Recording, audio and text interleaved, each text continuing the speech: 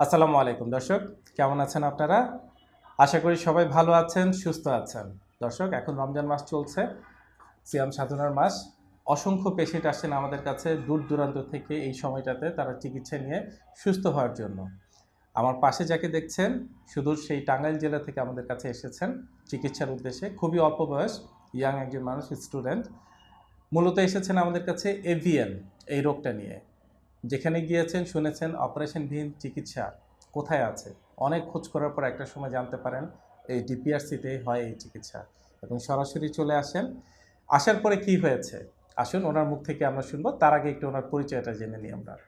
আসসালামু আলাইকুম। ওয়ালাইকুম আসসালাম। আপনার নাম এবং পরিচয়টা যদি বলেন। আমার নাম মোহাম্মদ রবিন, বাসা টাঙ্গাইল জেলায় কাঠাইল থানা।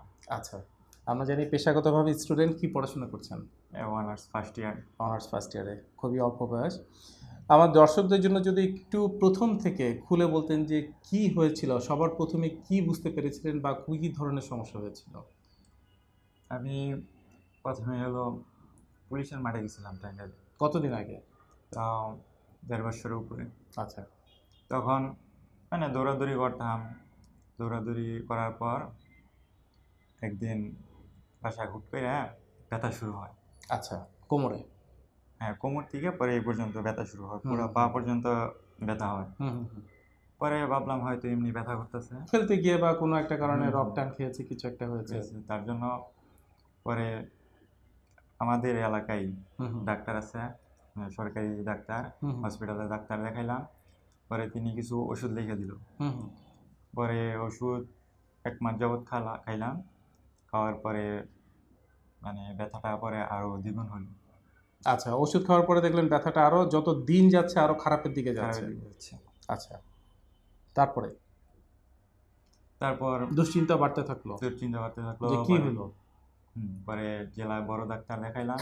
হুম হুম পরে তিনি বলল যে মানে এমআরআই করতে, এক্সরে করতে। পরে এমআরআই করলাম। হুম। এমআরআই এর পরে দেখা গেল যে রোগ ধরা পড়লো, এভিএন হয়েছে। আচ্ছা, এই প্রথম অ্যাকচুয়ালি আপনারা জানতে পারলেন যে এভিয়ান। হুম। এই রোগটা ধরা পড়ার আগে কি এভিয়ান সম্পর্কে কোনো ধারণা ছিল না, আমি এটা কখনো শুনিও নি। বা দেখেননি কাউকে ওরকম না। করে? দেন তারপরে কি হলো যখন এভিয়ান ধরা পড়লো, ডক্টর সাহেব কি বললেন? পরে ডক্টর বললেন যে এটা তো অপারেশন করা লাগবে। পরে আরও বিভিন্ন জায়গায় দেখাইলাম, হুম। অনেক জায়গায় দেখালাম। পরে তারা বলল যে অপারেশন ছাড়া কোনো চিকিৎসা নাই। ঠিক ওই সময়টায় মানসিক অবস্থা কি ছিল? তখন রাতে ঘুমাইতে পারতাম না, খালি শুধু চিন্তা। হুম। ফ্যামিলি চিন্তা করতো, নিজেও চিন্তা করতাম, এরকম অবস্থা ছিল। মানে এত অল্প বয়স, এই বয়সে যদি এত বড় একটা সার্জারি করতে হয়, যেই সার্জারিটা সিউরিটিও নাই যে আসলে সুস্থ হব কি হব না, ভালো হব কি হব না। একটা জায়গা হচ্ছে সারা জীবন পড়ে আছে, আর একটা জায়গা হচ্ছে যে আমি কি পঙ্গু হয়ে বেঁচে থাকবো কি না বা কি হবে, এই যে একটা দুশ্চিন্তা। তখন কি করলেন? তখন মানে বাসা থেকে অনেক চিন্তা করলো, অনেক অনেক জায়গায় দেখাইলাম, তারা সবাই বললো যে অপারেশন করা লাগবে। পরে একদম হতাশ অবস্থা। হ্যাঁ, পরে একদিন রাত্রে ফোন চালাইতেছিলাম। পরে এটা সম্পর্কে জানার জন্য আমি ইউটিউবে সার্চ দিলাম। হুম হুম পরে প্রথমে কয়েকটা ভিডিও আসলো, দেখলাম। পরে শফিউল্লাহ স্যারের ভিডিও আসলো। পরে সবগুলা ভিডিও আমি ধীরে ধীরে দেখলাম। এভিএনের রোগ কেমনে কি সমাধান করা যায়, কি চিকিৎসা দেওয়া যায়, এগুলা দেখার পর পরে ভাবলাম স্যারকে একবার দেখাই।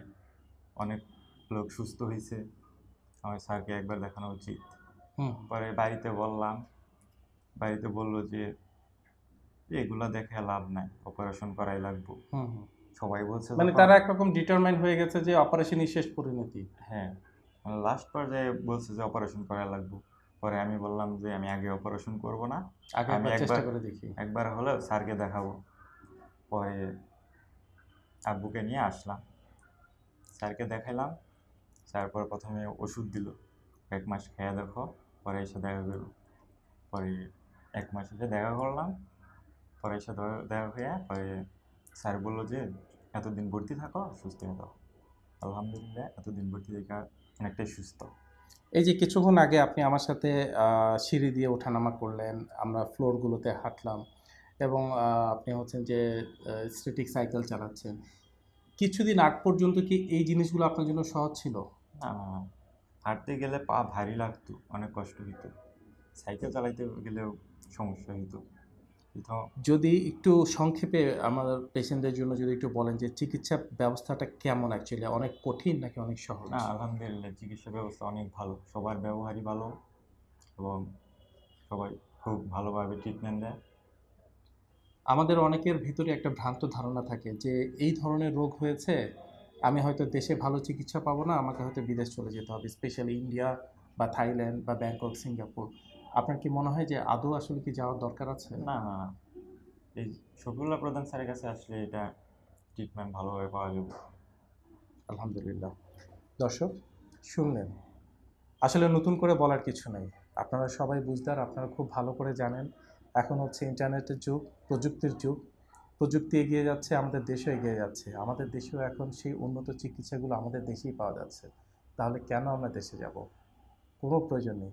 দর্শক ভালো থাকবেন, সুস্থ থাকবেন, দোয়া করবেন আমার এই ছোট ভাইয়ের জন্য, যাতে জীবনের শেষ দিন পর্যন্ত এইভাবেই সুস্থ অবস্থায় বাকি জীবনটা উনি পার করতে পারেন। আসসালামু আলাইকুম। ডিপিআরস লিমিটেড, আস্থা, বিশ্বাস ও নির্ভরতায় অবিচল।